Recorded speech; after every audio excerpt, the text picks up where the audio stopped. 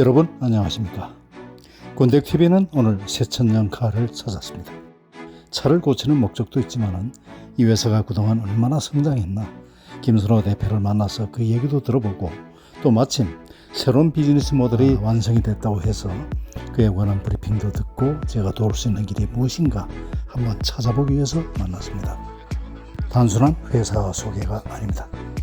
여러분들은 정말로 성실하고 그리고 야망 있는 한 청년 실업가의 꿈을 보시고 계십니다. 잘 살펴보시고 필요한 조언과 소원을 보내주시면 대단히 감사하겠습니다. 대전 새천년카에 왔습니다. 김선호 대표 여러분들 잘 아시죠?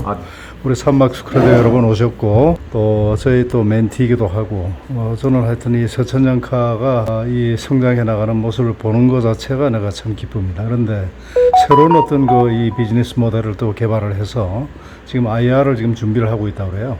오늘 제가 좀 잠깐 들어보겠습니다.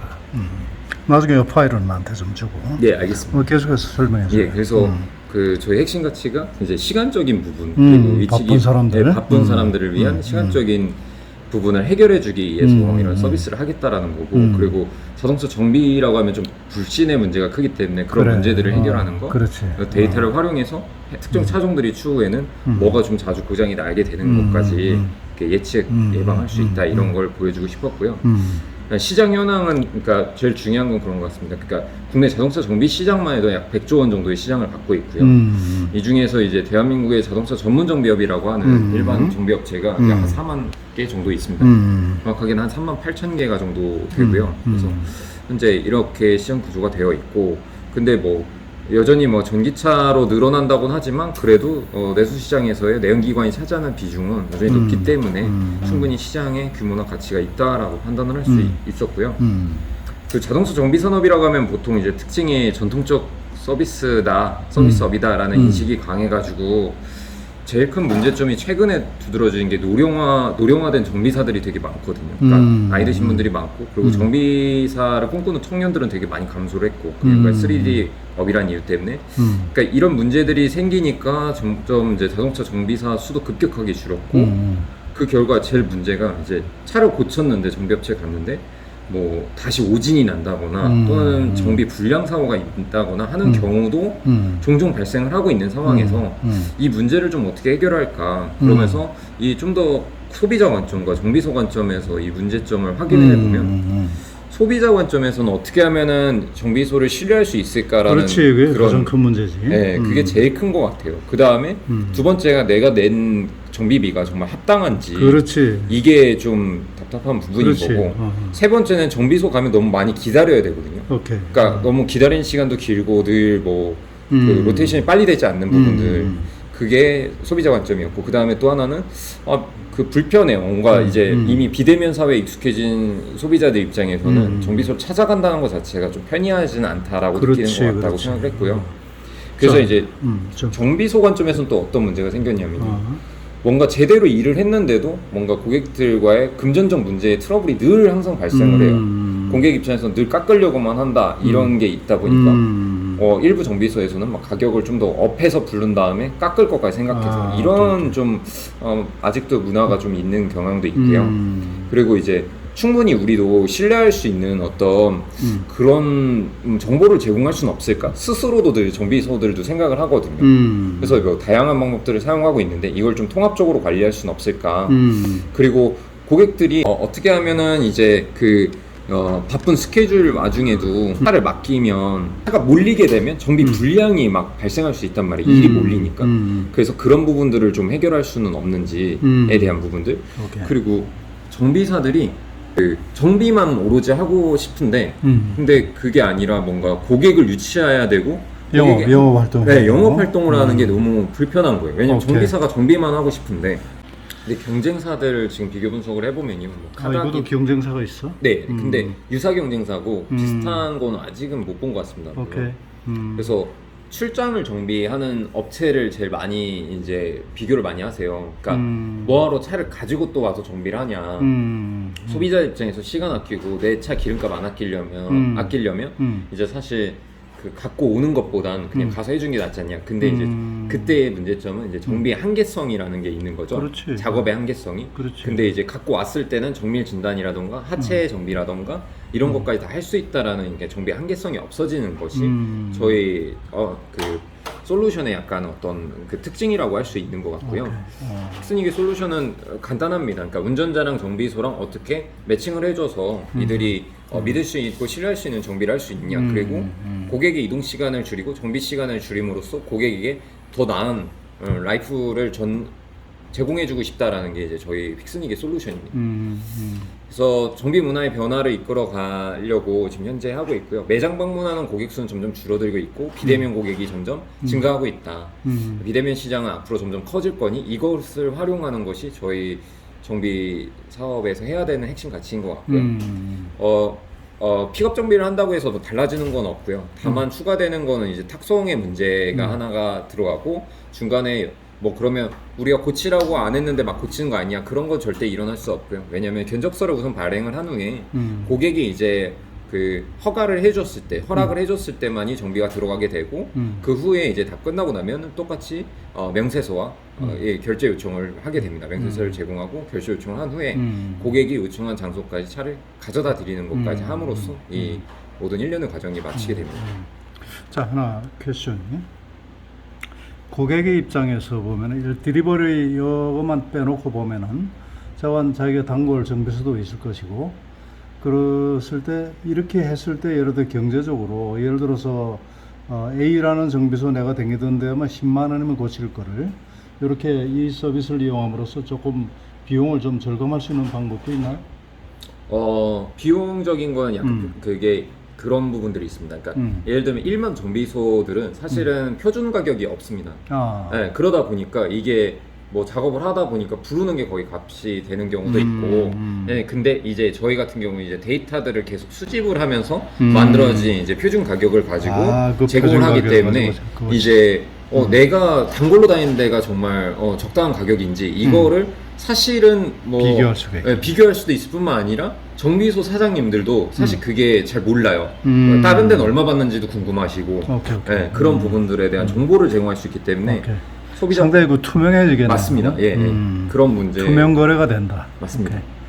오케이. 현재 이제 픽스닉의 베타 버전으로 팜스라는 어플을 지금 완성돼서 현재 운영 중에 있고요.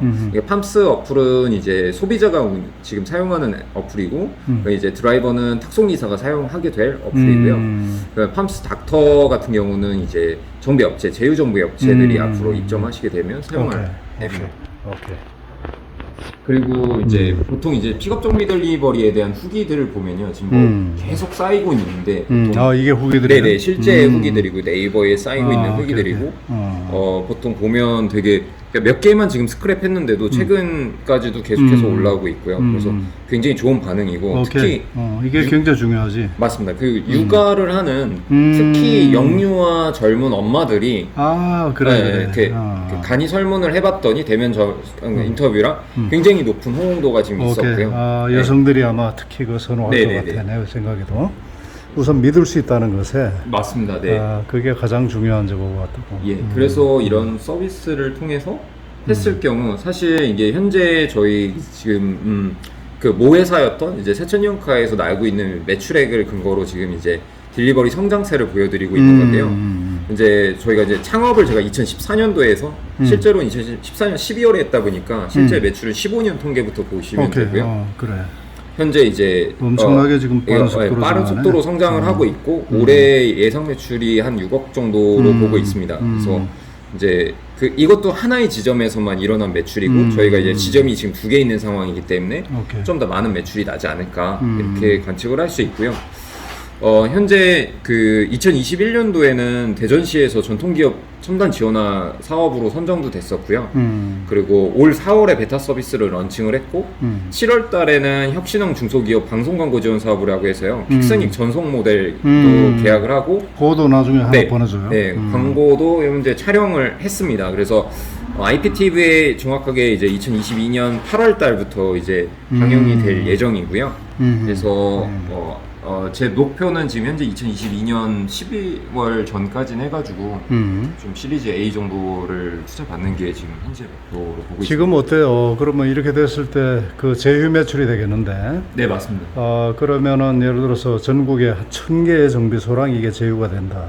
네네. 그리고 고객 베이스가 100만 베이스가 된다. 예를 들어서 뭐 100만 베이스가 되든지 어떻게 되든지 그러면은 지금 우리 이 회사 그러니까 이 회사 이름이 뭐라 그랬지 법이? 픽스닉입니다. 픽스닉의 매출은 한 어느 정도 될 것 같아요? 아마 이제 결제 매출 기준이 될 것 같아요. 거기서 이제 수수료를 제외하고 그 제휴정비소로 들어가고 그러니까 전체 매출은 다 잡히지. 예, 맞습니다. 전체 매출 다 잡히게- 잡히고 고시로 가는 부분이 일단 빠지게 됩니다. 빠지게 되겠지. 네네네. 그러면 뭐 매출 규모가 상당할 것 상당하겠죠. 같습니다. 예, 왜냐면 보통 일반 정비소가 보통 한 매출이 연 매출이 연 어느 매출이 보통 한 4억에서 5억 정도 하는데 만약 그게 한 1000개 정도 된다고 하면 네, 그 4천억 5천억 곱하기- 정도 되네. 네, 그 정도 규모 볼 수 있습니다. 전국에 정비소가 몇 개나 있어요? 38,000개 정도 있습니다. 와. 전문 정비 업체만. 38,000개 중에 1000개는 너무 네. 보수적으로 지금 잡은 거지. 네네네. 굉장히 보수적으로 잡았고 현재 이미 입점 예정인 업체들도 한 8군데 정도 전국에 있고요. 오케이. 있습니다. 오케이. 모델이야? 네네. 저희 그 전속 모델을 계약하는 거를 이제 공고를 올렸더니 이제 오케이. 한 140명 정도가 지원을 했고 그 중에 이제 오디션을 봐가지고 송현지 배우를 이제 이번에 오케이. 채용을 해서 이렇게 계약을 해가지고 영상을 촬영을 했습니다. 내가 볼 때는 이거 굉장히 좋은 그리고 또 어떻게 보면은 이익이 보장되는. 예, 맞습니다. 이게 수익은 뭐 확실히 이게 보장될 뭐 수 솔직한 얘기로 그 매출이 안 일어나도 뭐 관리비가 들어갈 게 별로 없잖아. 맞습니다. 예. 그런 게 좀 그러니까 장점이라고 할수 있습니다. 리스크가 거의 내가 볼 때 리스크 프리네. 네, 거의 리스크 프리라고 볼 수 있습니다. 그리고 이제 확장성 같은 경우도 이게 계속 성장할 거다 말이야. 네, 맞습니다. 그다음에 이것이 또 외연적으로 확장하려면 해외 쪽으로도 가능하다고 예, 봐요. 맞습니다. 예, 그것도 염두에 그럼 두고 이게 있습니다. 사실 뭐 성장성, 안정성 이런 면에서는 좋은 그 모델이 되네. 예, 맞습니다. 음. 그래서 현재 주로 지금 현재 마케팅 전략으로는 SNS 중심으로 지금 바이럴 마케팅 중심으로 하고 있고요. 뿐만 아니라 지금 저희가 자체 회사에서 보유하고 있는 차량 세대에다가 이렇게 픽스닉 그런 광고 차량으로 만들어가지고 도심을 지금 이렇게 도로 다니게 하고 있고요. 예를 들어서 카카오나 어떤 큰 플랫폼들하고 제휴. 제휴에도 너무 좋죠. 사실 예, 그런 기회가 생기면. 김용웅 저 사장한테 한번 얘기 한번 했나 이거? 아니요, 이거는 사실 오늘 처음 회장님한테 처음 말씀드리는 거예요. 그러면 이 IR을. 김용웅 내가 곧 만날 테니까 한번 얘기를 한번 해서 네네, 알겠습니다. 어떤 방법이나 한번 연구를 한번 해봅시다. 예. 자, 비즈니스 모델 예. 수익 구조입니다. 본사 픽스닉 본사 같은 경우는 이제 기본적으로 딜리버리, 그러니까 탁송에서 받는 수수료가 약 10% 정도로 측정을 했습니다. 근데 보통 탁송 업체들이 탁송 기사한테 받는 수수료가 20%에 비하면 20%거든요. 통상적으로. 그럼 반밖에 안 되네. 반밖에 안 되기 때문에 더 메리트가 있는 좀 부분이고 기사분들한테 그리고 정비 이제 정비 샵한테는 지금 현재 공인비에 대한 정비 비용 공인비에 대해서만 수수료 약 3% 정도를 생각을 하고 있고요. 그렇게 한다고 해도 아까 말씀드렸지만 굉장히 높은 수익 구조가 가능한 사업이고 그리고 광고비 이제 사실 이거는 플랫폼 회사들이 다 갖고 있는 어떻게 보면은 그런 비즈니스 모델 중 하나인데 그러니까 상위 노출이나 이걸 통해 가지고 원하실 경우에 이런 광고비를 일정 수준 받고 근데 여기서는 좀 어떤 제약 같은 걸 좀 주긴 하려고 합니다. 왜냐면 특정 업체만 너무 계속해서 하게 되면 광고 독점이 일어날 수 있는 부분들도 있기 때문에 그렇죠. 그런 부분들은 좀 주의를 해서 운영을 하려고 생각합니다. 그리고 한 가지 내가 이제 네네. 어드바이스를 하면은 예. 고객 후기를 반드시 네네. 받도록 해요. 그럼요. 예. 맞습니다. 무슨 얘기냐면 여기 업체들이 등록이 되잖아. 네네네. 등록을 아무나 시켜준다는 인식을 주면 안 되고 네네. 따라서 고객의 평점 이런 걸 전부 다 반영해가지고 거기에 일정 기간 또는 일정 점수 이하는 전부 다 탈락시키라고. 네네. 그 일정 이상 되는 업체들만 여기다 넣어요. 그럼 고객 만족도라는 게 가격, 서비스, 그다음에 여러 가지 있잖아요. 예, 맞습니다. 그 후기를 갖다가 반드시 반영하더라고요. 그렇게 돼야 이것이 퀄리티 유지가 되고 고객들의 신뢰성이 확보된다. 네, 그 기능도 한번 추가를 하도록 그걸 갖다 하겠습니다. 반드시 네. 넣어요. 내가 볼 때는 네네. 이거 아무나 또나게나 다 들어온다 가격만 이건 아니야.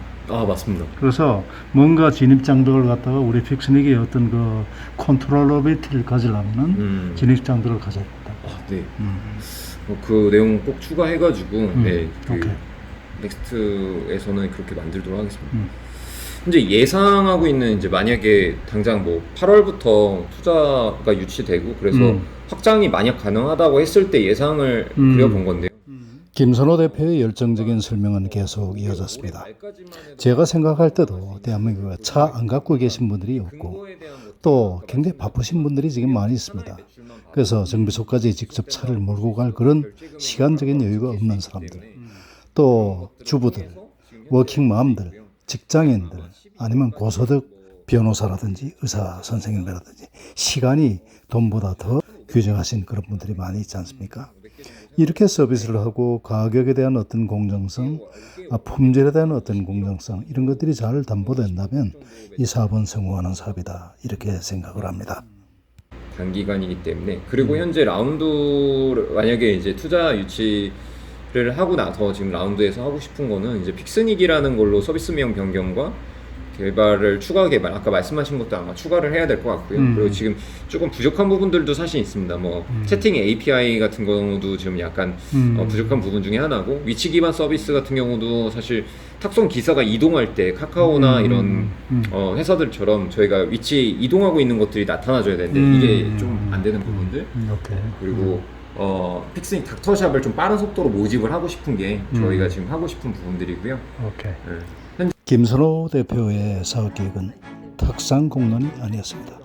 현장에서 17년간이나 저 밑바닥서부터 정비를 갖다 해오신 그러한 대표의 경력 때문에 모든 부분에 대한 확실한 점검과 배려가 있었다고 생각합니다.